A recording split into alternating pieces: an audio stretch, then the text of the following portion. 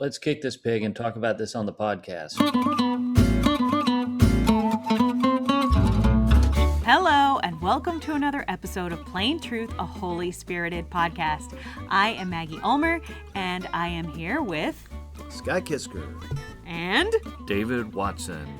Yay! We're in the studio at United Theological Seminary. Thank you, and shout out to them for letting us use this lovely space. And we are just the three of us, and we're going to have a little chat about some current church events and stuff. I wish it could be good news for once. Like the reign of Jesus happened, and there's outpouring of the Holy Spirit, and everybody is getting sanctified. It's great. Well, the thing is, those things are happening in a lot of places, and there's lots of good things happening in the church. But not here. Not in our immediate 5-foot division. I mean, we're very sanctified right here, don't you think? Yeah, definitely. But then, 2/3 of us. I want to know which 2/3 I know. you need. I'm just leaving it out there. Who's being left out here? But then, something, damaging to the witness of the church happens, and it gets lots of attention. Yes. And so we can't expect, in a society where sort of elite culture is not friendly to traditional Christianity, for the good things that happen to get a lot of airtime. Mm-hmm. But nevertheless, one of the things that I wanted to talk about was the importance of integrity and accountability in Christian leadership, because it seems like lately there have been a lot of instances where that hasn't happened, and it damages the witness of the church, and it damages our evangelistic mission and keeps us from fulfilling the Great Commission. So, and honestly, it's just rampant in the West, and then we wonder why the culture, if the community that's supposed to be salt and light and leaven is actually corrupt and abusing of power, then why would we expect the rest of the culture to be improved by that? Yeah. Well, so I think the goal is not to throw stones and or gossip and or be self-righteous. But it is good to examine and bring out into the light problems. And so what are some principles of healthy and righteous and holy Christian leadership that and sometimes when there are problems, that sort of throws into sharp relief what those principles are? Yes. Well, of course, there's the passage in 1 Timothy that talks about the qualifications for overseers and deacons, and Scott hates my Bible translation, but... Not in this particular case, just in other cases. There are certain other issues I have sometimes with translation decisions made by the... But well, I'm just teasing him. New He didn't look very International pleased Version, with me but... just now when I said that. But so 1 Timothy goes on to talk about qualifications for overseers and deacons. And he says, whoever aspires to be an overseer desires a noble task. It is a noble task. Now the overseer is to be above reproach, faithful to, it says his wife, but we'll say his or her spouse, temperate, self-controlled, respectable, hospitable, able to teach, not given to drunkenness, not violent, but gentle, not quarrelsome, and not a lover of money. And then it goes on to talk about more things, but I think we could stop right there and be like, well, we've got some issues. Yeah. I mean, there are several leadership crises that have been kind of in the news lately that we could point to. One in our own house is the debacle in the North Georgia Annual Conference. And California and New Jersey. And yeah, but really the one in North Georgia has been cranked up to 11. Mm-hmm. With you need to tell people what exactly frame that for on. us. I mean, in as detached and objective a manner as you're capable of. It is hard to hear. I mean, essentially what happened is there is a thriving, or at least it was thriving, church in North Georgia that is called Mount Bethel. Jody Ray was the lead pastor, who was that congregation was associated with the Wesleyan Covenant Association, and massive campus worth quite a lot of money, a big school attached to it, and kind of out of the blue and without consultation, from what I understand, the bishop tried to reappoint Pastor Jody Ray into a conference position related to combating equality. racism, racial equality. Yeah, that didn't exist. And What do you mean it didn't exist? the position didn't even exist yet. Oh. Yeah. And so that might have raised a bit of concern. Why do you take the pastor of one of your most thriving congregations and then put him in a conference staff position? And so the bishop ended up giving up several different reasons for why she did this. The church basically said, no, we're not doing that. And then both sides dug in their heels. The congregation said that. Yeah, the congregation said that, and Jody Ray himself said, no, thank you. And then he surrendered his credentials. Orders, yeah. He surrendered his credentials, and It's not his orders, yeah. and then they kept him on as the main preacher for the congregation. And now the bishop has taken legal action, essentially to seize, from this is what I understand, to seize the assets of the congregation. And, this will essentially, were she to succeed, this would really destroy the congregation. And so now they've both kind of gone to radio silence as they are engaging Some in sort this of mediation. Yes, in this mediation. But it seems to me that this is just a massive failure of leadership on the part of the bishop. I mean, it is abuse of power. Yeah. Well, you wrote that article for Firebrand, didn't you? Mm-hmm. Yes, you did. Did I? Yes, you did. Yeah, you started out by saying something's rotten in the state of Georgia. Oh, did I? Yeah. Thought that was a good line. Hamlet. I was going to say, I didn't exactly make it up, but yeah. Well, okay, so we have things like that, yeah. We have the very, very popular podcast right now. Right. Through So Christianity Today. Moving out of our own Methodist neighborhood. Yeah. We've got the Rise and Fall of Mars Hill, Woo! which is a fascinating podcast.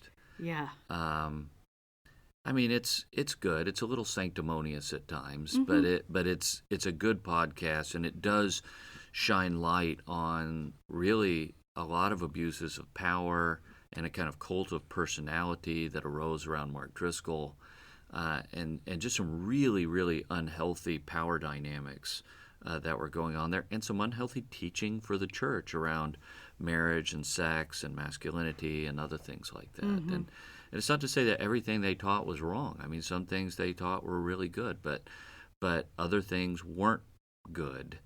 And you had essentially a kind of unchecked power on one central figure, and that is a recipe for disaster. Yeah. And that's what they ended up with. So this movement, which they said built up to 10 churches and 10,000 people, not to mention all the people who are accessing Mark Driscoll's sermons online and everything like this, and all the conferences he was speaking at and everything, it rose up, became quite powerful, and then collapsed almost overnight. It's really a fascinating podcast if you have the chance to listen to it. I feel like we've heard versions of this story lately where there's this empire, in essence, that gets built up around one powerful, charismatic, and very, brilliant person, and then overnight just goes away. Yeah. I feel like Ravi Zacharias is a pretty solid example of that. Yeah. And Right. Well, I mean, there's so many examples of people with power Mm-hmm. thinking they're entitled to certain license that the mere mortals over which they have power do not get. Well, it's And I think that's any kind of unchecked authority will. go there. I mean, Satan's not gonna. He's not gonna simply bow out because you've reached some title of church leadership. No, of course not. That's Probably like the gonna double opposite. down. Double down. The Yeah. opposite is actually true. I'm gonna get that person. Yeah, but I mean, what's happening? This is no different from what's happened to Bill Hybels. Is no different from what's happening to Governor Cuomo right now. Oh yeah. It's exactly the same thing. I just read about that. It's just one's secular, one's quote sacred unquote, right? Here's my question though. My question is for those in the sacred community, Or Jerry Falwell Jr. sure, or Ravi Zacharias, Yeah. or Carl Lentz, or Ted Haggard, or whoever you want to, yeah, John Gray, whoever you want to name. My question is though for those of us who hold leadership positions, so like the three people sitting at this table, we talk on a podcast. People listen to the things that we say. All five of you out there, God bless you. And one of the things that I've sort of been struck by as I've read about all of these people falling is that, like, if you have a platform and people listen to you, you have to be aware of what you're doing. Like I know that for instance, just in my own sort of self-growth and maturity and sanctification, I realize there's just some stuff I can't make jokes about. Mm-hmm. For instance, certain songs that happen to be played at Christmas time. Songs from which I will no longer ever name. But, I'm making a little joke right now. But, like, in all seriousness, what I've learned is that there's some things not worth causing injury over because they're silly. But then there are other things that, mistakes that I may have made, or in speaking theologically, that later I just think about, like, oh, that's serious. That's not a small thing. So my question is why do these people think that they have the license to do those things that are so obviously contrary to what Scripture says? I think that part of it is they don't have someone who can walk into their office and say, "You are full of crap." I mean, you've got lots of people like I that. know. I've got so many. I've really got an overabundance, Right. actually. Your cup overflows. Yeah. Right. But that's important. That's important. You have to have truth tellers in your life who will tell you when they think you're wrong. Yeah. And you can have if you think, well, I'm not wrong, you can have a discussion about it. But if you don't have people if you surround yourself with sycophants, then that is a recipe for bad things to happen. Amen to that. And I don't think it can just be, left up to individuals to surround themselves with non-sycophants, right? Because the people who have fallen didn't think they were surrounding themselves with sycophants, right? Mm-hmm. So there has to be some sort of, if you're going to be a church there has to be some sort of institutionalization of accountability Right. that prevents people from creating the kind of environment where they can delude themselves and go unchecked. Yeah. Yeah, the structures of accountability to some extent have to be impersonal. Once it becomes personal, then it's much harder to hold people accountable. And when you have a breakdown in that system, like we have in the UMC with the jurisdictional system, then what the jurisdictions do is they give us a place where there's really no accountability beyond a particular college of bishops Right. in a jurisdiction. And they're essentially holding themselves accountable, Right, and because there's nothing above them. Which Right. has been working so well. Right, and so when you have a breakdown in that That's sarcasm. process, yes, I know, Oh, okay. I'm just clarifying for the listeners. then you've got problems again. And, I mean, and this is not unique to Methodism, Yeah. right? I mean, you've got a Vatican official right now being tried in court, in church court, but in court nonetheless, for financial Mm-hmm. malfeasance. Yeah. I feel like Not to mention, like, what was his former Archbishop of Washington, D.C., who's like, oh yeah, was that I mean, McCarrick? yeah, whatever his name was. Yeah. But anyway, I mean, just the that was That was bad. there's that was something. there's once you get to a certain position, there has to be some reining in, and that's true not just in terms of abuse of power, but also abuse of your teaching office. I mean, look at the megachurch pastors who are preaching rank heresy. Look at the Universalism, people. Sorry. Marcionism, Yeah. Gnosticism. I mean, how many Methodist clergy are basically preaching some form of Gnostic heresy? Is there any accountability for that? No. Well, we know that there are probably people who are doing it really well. Well, no, there are people who are doing it well. The point I want to make is that I know that there are lots of pastors out there who are just working really hard and doing their best, and they are being accountable. Right. And that these big names go out there and they have these massive falls, and it reflects badly on everybody. And it sucks. Yeah. And sometimes, like, it's not all about individuals, right? Like Scott was just saying, you have to have institutional structures. Yeah. But the institutional structures can themselves create problems Mm-hmm. if they're, and it's a very delicate thing to get those institutional structures right.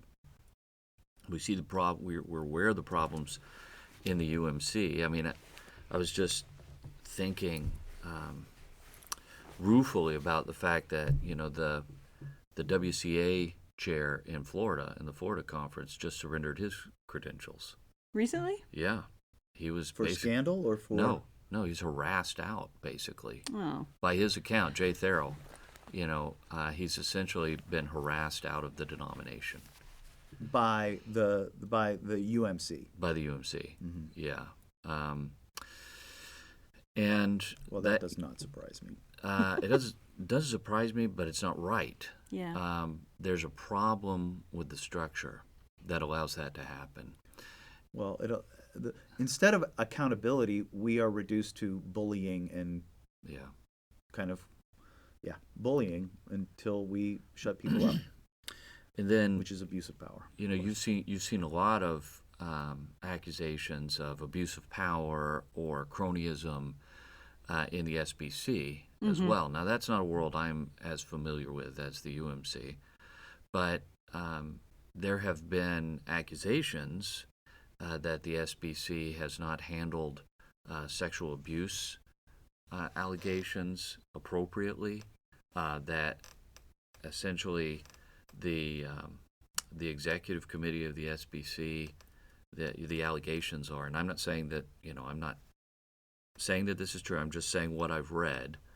The allegations are that the executive committee essentially kind of soft pedaled these accusations Right. and slow played them in such a way that there wasn't accountability for people who were engaged in acts of sexual abuse, and that's a huge problem. To the extent that that's true, I do think that the SBC at this point is taking action to kind of clean up its house in this regard, but you just can't let that kind of thing happen.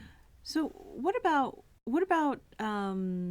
the accountability that extends to things like the nature of teaching, church doctrine, and just how we handle? Because as you're talking, I'm also thinking about the thing that has happened with them recently, where they have banned the teaching of critical race theory Yeah. in their seminaries. Like, doesn't seem like a good way to handle it. I mean, well, I'm judging that. I question that approach. I mean, part of me thinks that that's just a headline. You know what I mean? I mean, I'm not trying to downplay it, but it's appealing to a certain segment of their own constituency, right? And because, this is what is going on in, high schools all over the country right now from certain, and it feels like it somebody thought it was a good idea and they put it forward and the Southern Baptist Convention voted on it, and most of the people in the Southern Baptist Convention would also be the people protesting at the Virginia, Northern Virginia, Loudoun County. They had that huge row over critical race theory. Yeah, Loudoun County Schools. Yeah, they're going to be on one side of that, and so of course you can get this great big, but what does that actually mean? But I don't think this is good. I understand your point about constituency, but I feel like the other thing that is underneath that is you're saying, okay, we're placating the loudest, most hysterically angry group of people in our group. Well, too bad. Don't do that. That's not right. But if you're going to draw a hard line in the sand doctrinally, Yeah. that is the same thing as banning the alternative. No, drawing a hard line doctrinally is about truth. Examining something that may be a bad idea is just examining Well, and something that's what that's I don't a bad know idea. what does it actually mean to ban an idea from seminary, right? I don't even know what that means. It's just stupid. Well, but I think that the thing of talking about critical race theory is not really all one thing, Right. Like there are various iterations of critical race theory, and what I was seeing just in the social media world from African American pastors in the Southern Baptist Convention was really a feeling like, okay, so we can't even talk about this. Yeah, it's right? absurd. And do y'all care about us? Right.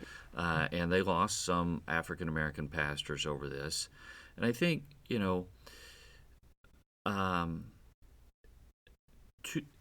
it's not like you say critical race theory is true or critical race theory is false. Right. Okay.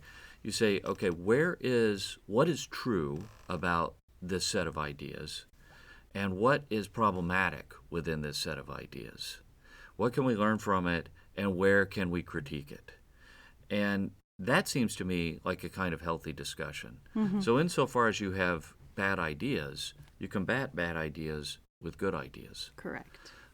If you ban ideas from being discussed, then you're just going to make people want to talk about those ideas even more. And give them no healthy, good framework to do it in. Right. And so, and you're saying that, I mean, I don't really follow the SBC very well, so I don't totally know what happened at their general convention, but part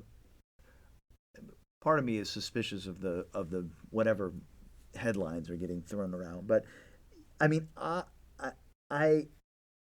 there do have to be certain standards, though, for what is good teaching. Absolutely. yeah, I agree with that. I just, I think that in this case, the decision was hasty and ill-advised. Well, I think it's another example of the church following the world. Well, Right? certainly following the world in that, well, yeah. Again, I just go back to this idea of like trying to placate the loudest group of people, which I think that's just never good leadership.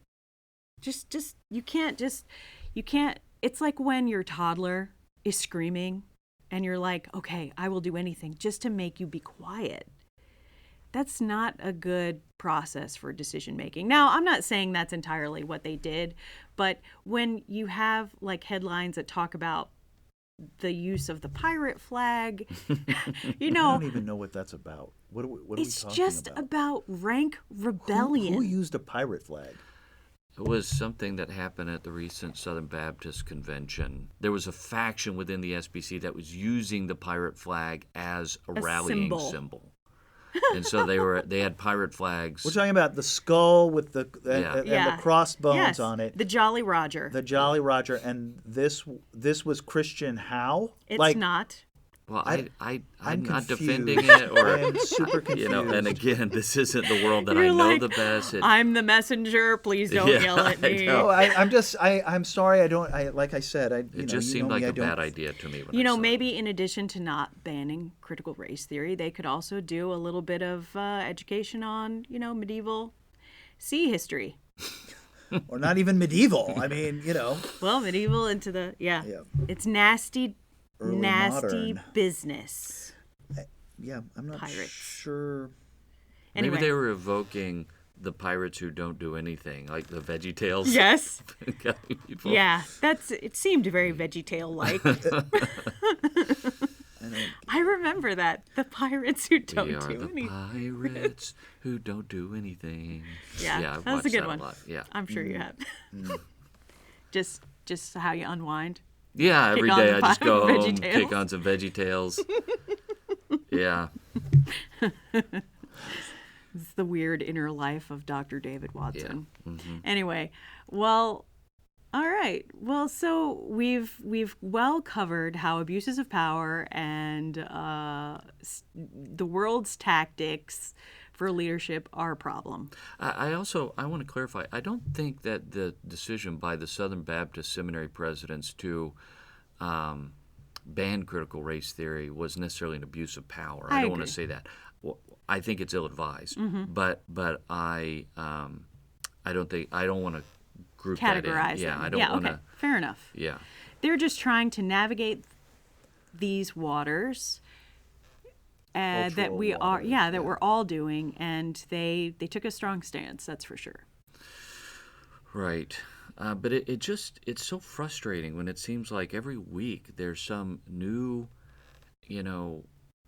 headline about a pastor, a prominent Christian figure, who has fallen from grace.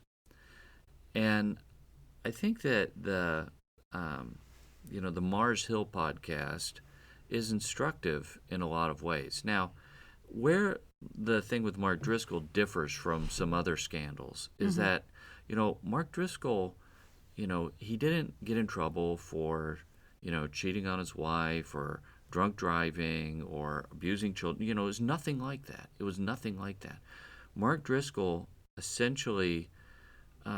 It really wasn't a real abuse of power. he was essentially pushed out because he was abusive with his speech.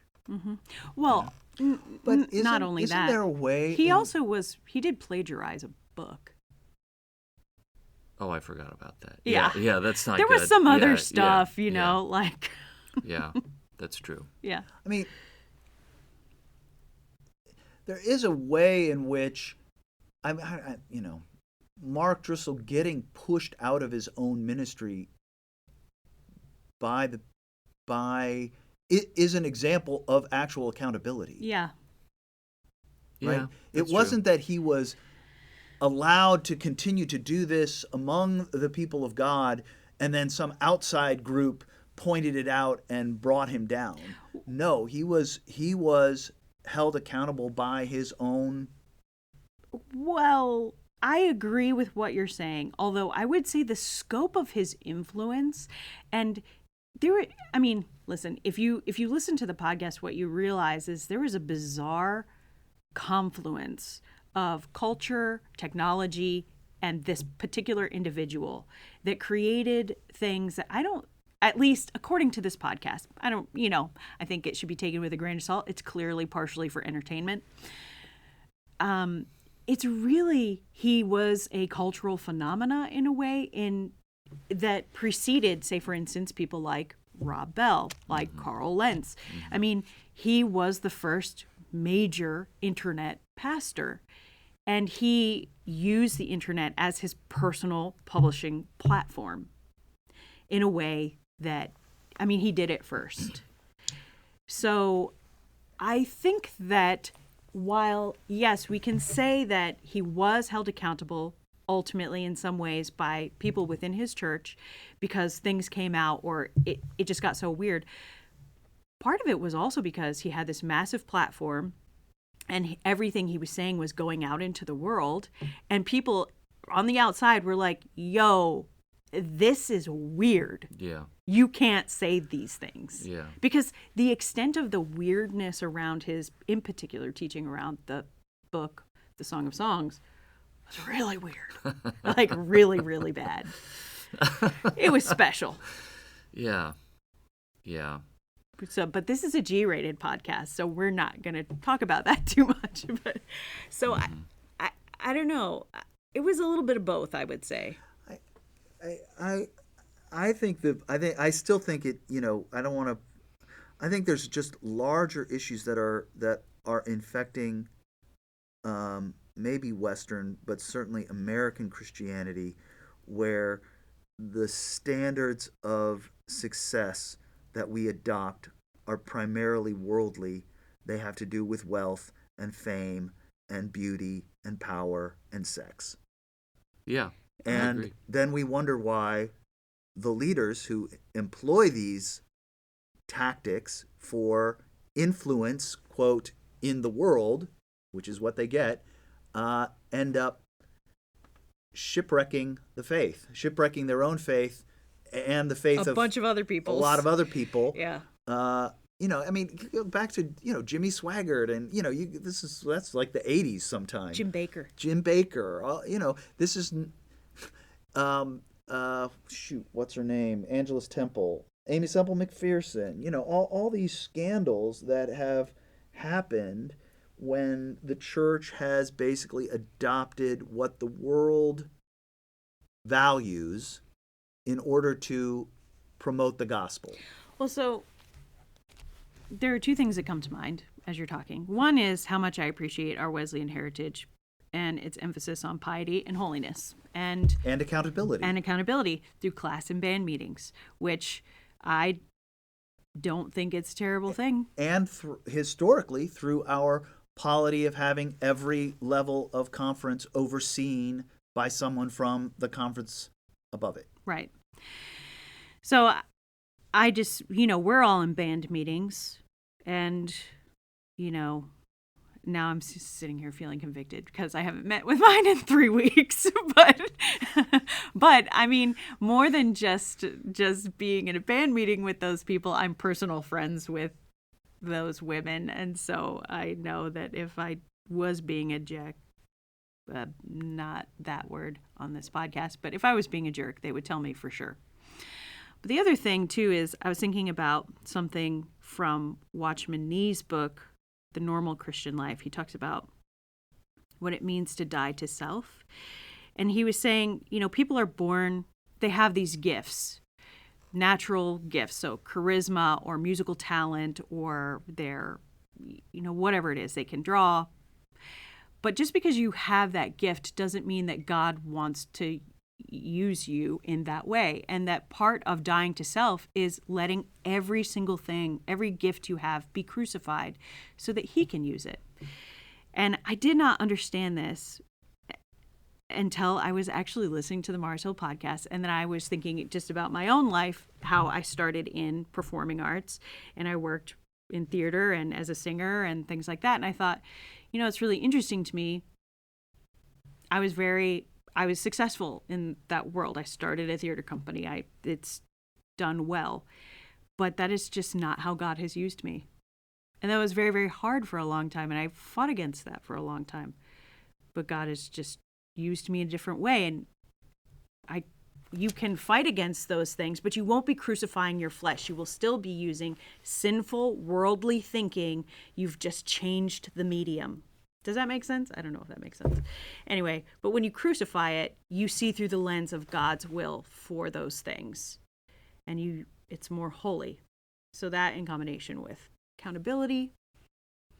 Well, and yeah, we aren't going to, yeah, we It aren't going to goes better. crucify ourselves. No, Right? you definitely need Jesus for that. Well, yeah, and even Jesus needed the Father to basically give him, he doesn't want to do this.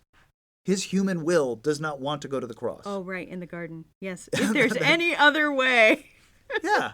I mean, he's doing it out of obedience, and the only way that any of us crucifies our own flesh, is because we have someone telling us your flesh is getting in the way of who you are called to be and who you want to be. Yeah. So you have to kill it. Yeah. And it sucks. Yeah. Yeah. Yeah. I mean, killing your own flesh sucks. right. So all of these great leaders who were charismatic and brilliant and had all of this, natural sort of authority or authority bestowed upon them by God, there should have been moments where inside themselves and in the people around them that said, why are we doing it like this? Is this godly? Mm-hmm. I don't know.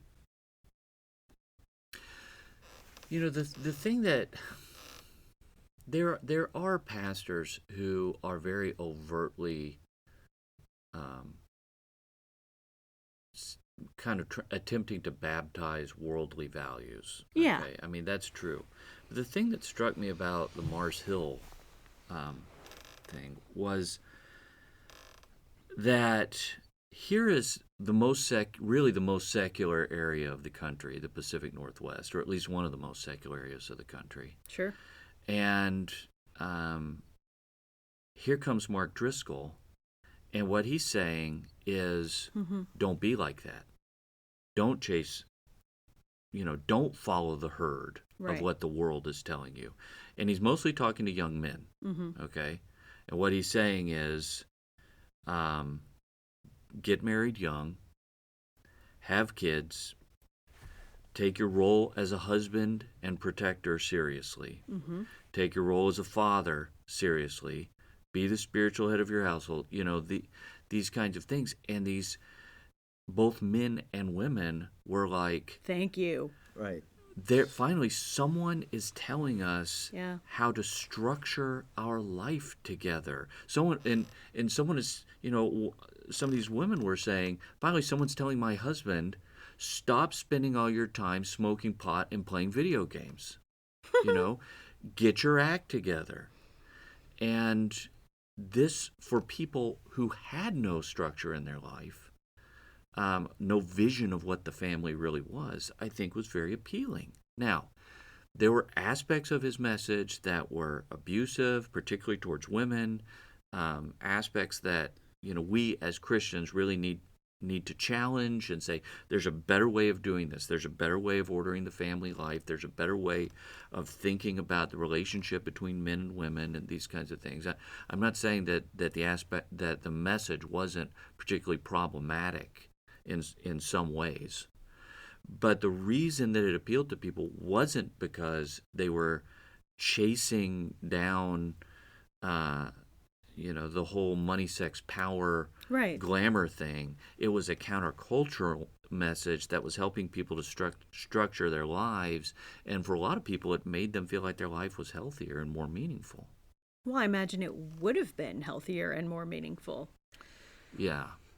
And so But there's still a culture of fame. yeah, that's right. I mean, there was the culture of fame, and Driscoll certainly had that, And still has it. Mm-hmm. I think that, yes, you can avoid some of the other, pitfalls and fall into one, and it can be just as corrosive, even if your message is, right on target, right? There's plenty of people who are saying the right things, Yeah. Well, I don't think, one of the reasons any one of the people that we've mentioned, one of the reasons they even got written about was because when they were at the height of the positive things about their ministry, they were at high heights. These were all people who, I think about Carl Lentz and like the people who say very, very famous, very worldly people who say they have converted to Christianity because of him. I mean, Right. these people have legitimate gifts. Yeah, they do. And one of the things that I've noticed about just about people in general is our greatest strengths are also our greatest weaknesses in most cases. That's a real bummer. Yeah, it is. But our greatest strengths are often our greatest weaknesses. And you see that in the case of Mars Hill. I mean, you have this person, Mark Driscoll, who is very intelligent, who has a lot of charisma and a lot of leadership capability, but it's like that went haywire. Oh, yeah. You know, and so the leadership became extremely unhealthy, and that translated out into the message of particularly how men are supposed to lead their household. That also became very unhealthy. Yeah. Yeah, it's rough. I mean, what was it? I was reading a book the other day. I was reading a book and I flipped it over, and on the front of the book was an endorsement by Ravi Zacharias. Mm-hmm. And I thought to myself, like, I don't know, he was a legitimately good teacher of the Bible. Yeah, he definitely was very gifted. And this brings to mind like something that I haven't really come to a conclusion on it, okay? But what happens when you have really good Christian thinkers who have really serious moral failings? To what extent does that affect the way in which we should think about their teachings? Well, I mean... like the one that really comes to mind for me is John Howard Yoder. Really? Oh, yeah. Yeah. John Howard Yoder, the great Mennonite theologian. Yeah. But he had some, I mean, I don't want to go into all the details or anything. This has all been hashed out. There were issues of coercion in sex. Yeah. Which coercion from a Mennonite seems hypocritical at best. Yeah, there were some real problems with that. Well, like in Jean Vanier. Jean Vanier is the same way. Yeah. I mean, we could go through the list of theologians who have had serious moral unfortunate failings. proclivities, to say the least. The point that I wanted to get at in talking about this stuff today is not to demonize people who have made mistakes in their ministry, because we've all made mistakes in our ministry, some more significant than others. That's correct. But we've all, every person is subject to the effects of sin. All of us have at times to come under convictions in our lives, and I don't want to throw anyone under the bus, especially if those people are genuinely repentant for what they've done and have sought restoration, if that is possible. In some cases, really, you can't be restored into ministry, but sometimes you can be. And so, the point isn't to, point fingers at folks and say, look how bad this person is, or look what that person did wrong, but to say, how can we prevent our best leaders from falling into these traps in the future? They're not necessarily traps, but falling into sin in the future.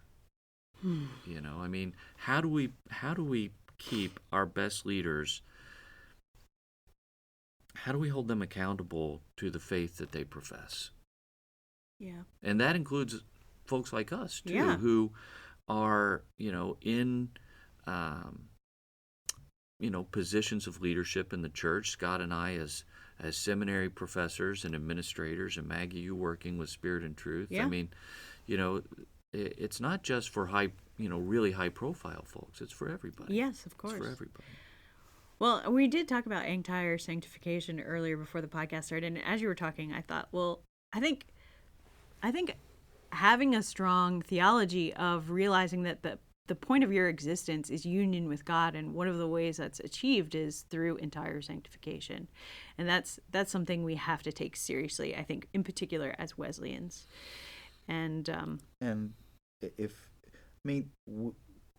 much of the evangelical world has stopped actively pursuing holiness. Oh yeah. Yeah.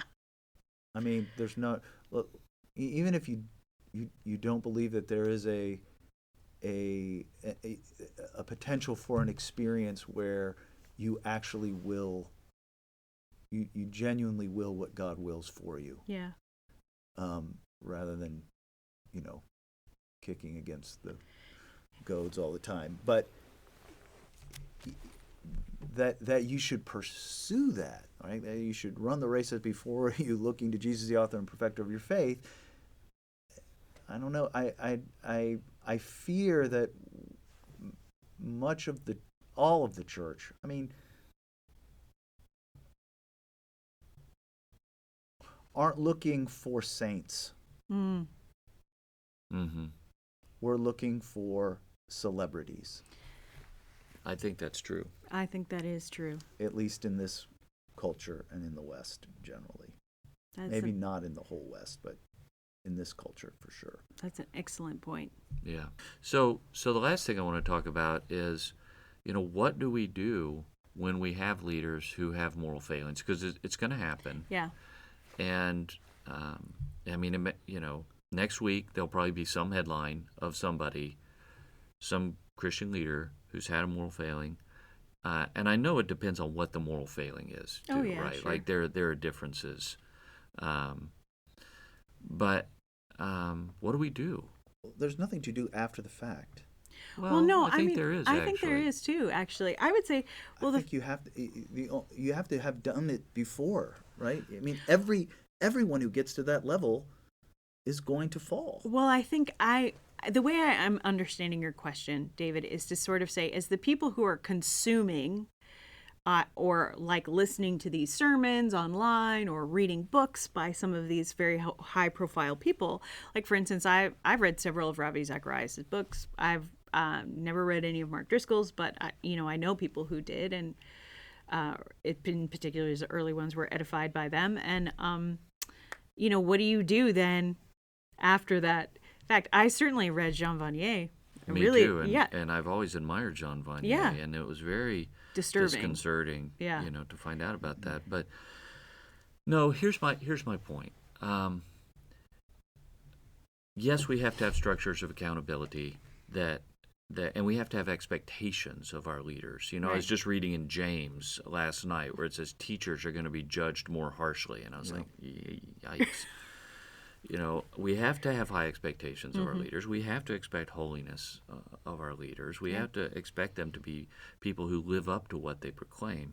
And at the same time, people are people, and people make mistakes. Yeah. And so what do you do when you have a leader who, let's say you have a leader who's used money inappropriately, misappropriated funds or something, but that leader then says, you know what, I did this, I'm willing to pay the consequences, and I repent, then there needs to be a process of communal restoration for that person. Now, that doesn't necessarily mean that we put that person back in a position of leadership. Yes, they may not be able to. Yeah. Right.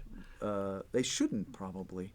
But when Paul is talking about the man who is living with his father's wife, right? He says, I hand that person over to Satan. Now, what does that mean? It means he puts him out of the church. Right. But what is the purpose of that church discipline?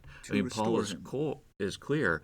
It's to lead him to repentance, Right. so that they can restore him to the community. Right. And there needs to be a process of restoration to the community for these high-profile leaders if they genuinely repent and are willing to try to live differently. Yeah, so the people who are on the communal end of that process have to be walking seriously in the process of their own sanctification or maturity, and as Christians, and you have to have a strong internal theology of sin and sanctification within yourself. You have to be like, I'm not perfect. I need restoration within elements of relationships in my own life, so that you can extend the forgiveness that you receive. But here's my half glass, half empty. Paul's talking about a layperson. When have you ever seen a layperson put out of the church I've seen it. for I mean, really? Okay, I've been in the church for 54 years. I've literally never seen that happen. Oh, I've seen it. Yeah. Okay, well, I mean, I guess good. No, I mean, I No, mean, it's we ugly. We don't hold. I don't think in this country that we hold anybody accountable really to anything. I'm not sure what you could do to actually be held accountable Yeah, I mean, I think that you're right. As a layperson, you Yeah. mean? as a layperson. I think that you're right in that the process that David is describing in terms of almost like a sort of courtly sort of process. I don't want to use that word, but sort of like an intentional process of saying sort of like, okay, here's the deal. You know what the rules are, or you know what the standards of Christian community are. You are actively running afoul of them intentionally. So listen, that's fine. We love you. Go in peace. Do your thing. And when you've realized how ridiculous and awful the consequences of that are, we'd love to welcome you back and, all that. So you're right. I did not witness that. What I witnessed was someone actively running afoul of certain things and it coming to light and being told that they had to leave. And then that person, taking a quarter of the church with them because there was not an established, sense that accountability is actually not a bad thing. Right. And to be fair, the church in Corinth was utterly ignoring Oh, yeah. it as well and didn't want to do anything to reprimand this person. Right. Which was for that person's actual salvation, right? We care so little for the salvation of our neighbor. I think that's right. That we won't confront them, and we won't confront our leadership either in love, right? Speaking the truth in love, right? That's what we're not. That has to happen earlier. Oh, sorry. That has to happen earlier. That whole. It's Ephesians 4 something, right? Mm-hmm. But speaking the truth in love so that we can all grow up. And the whole point of that is to grow up into maturity. Unity in the Spirit. Yeah. And unity in the Spirit. But also into Christ as our head. Yeah, well, I don't know how you do that, David. It's not one thing or the other. Right. Right. It's both and. Mm. And we also realize that we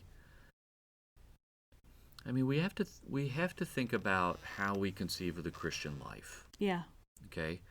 What is the Christian life but a process of going on to perfection, as Wesley put it, or a growth in holiness, Mm-hmm. or just, Wesley might even call it being saved throughout our lives. Mm. And what are we saved from? We're not just saved from death, but we're also saved from sin. And so God is growing us up in the faith. God is leading us towards Christian perfection, perfect love, and these kinds of things. And so this needs to be our baseline expectation. Yeah. We also understand that we live in a world where people are not perfect.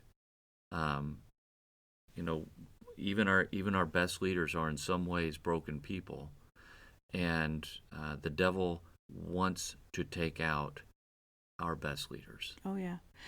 And so we're in this. At the same time as we're trying to grow in love, we're also in spiritual warfare.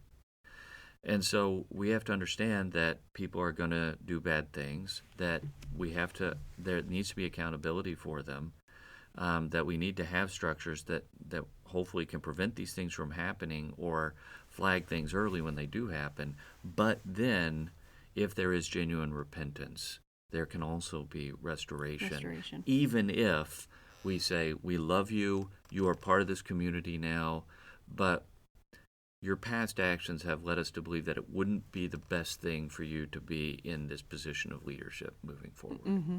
Oh, yeah. Well, this is a hairy conversation. Yeah, it is. Yeah, because it actually gets into so many things. As you're talking, I'm like, this conversation could just go on and on and on. You think about where what were the expectations for a Christian life 100 years ago versus, and I'm just talking about for a lay person versus now, Mm-hmm. right? Totally different. I mean, in terms of fornication Mm-hmm. for people in singleness, maintaining a marriage, Yeah. right? I mean, the permissiveness of our overall culture has, I think we just have to admit and perhaps repent of the fact that we've allowed the permissiveness of the culture to infect the church. I think that you're right. I think that you're right. I also think, as you're talking, the thing that's occurring to me is that we keep talking about accountability, but we have privatized our faith, and so much of it is about what an individual's experience is, so that it makes accountability very difficult. Like, one of the reasons, say for instance, the example of someone being corrected in a church, and it was legitimately begun in love, and it was a loving correction. There was not anything unhealthy about the way it began. But one of the reasons it ended in such a dumpster fire was because the notion of being held accountable by someone external, like someone saying, hey, these things matter and they affect us as a community, that was not received. Because it's not, right? It's between me and Jesus. Exactly. Those are the words that were spoken, right. Which was like, that is between me and my Savior. I don't have to confess to anyone. I confess to Him. Da da da da da da da da. And so we have a church that is, got. Well, yeah. Anyway, I don't know. It's just hard. These are thorny issues. We're never going to get it exactly right. But, as we're, part of what brings this, to mind for me is that, within a couple of years, probably, the Global Methodist Church will launch.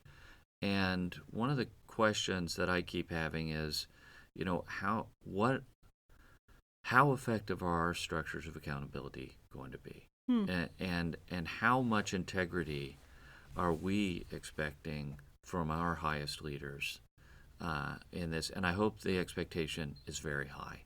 I think so. I hope so. I hope. But not only just that the expectation is, but there's actual accountability for failing to meet those expectations. Yeah. And that doesn't make you a bad person, right? Or any less a sinner in need of grace. But and I mean, I say this, God, my band meeting knows, right? That we can all have feet of clay, right? So what does that? But if we don't have people in place, instructions in place that will say stop, we can't expect anything other than what we've got in the church world right now. And I think just to expand on the really the thing that you said earlier about expecting saints is accountability is not about a form of legalism. It should not be about like a type of moral legalism. It should be about loving someone enough to care about the state of their soul and how they are formed in love to be with Christ, because that is, what is a human being? The highest form of a human being is when they're fully alive in Christ. I'm misquoting Irenaeus, I think. Anyway, but that is the best case scenario, is when we are fully formed and sanctified in Christ. And so it's an act of love. It's also an act of love for the community. Yeah. And for young Christians. Yeah. Who need to be taught how to be Christians. Yeah, absolutely. So.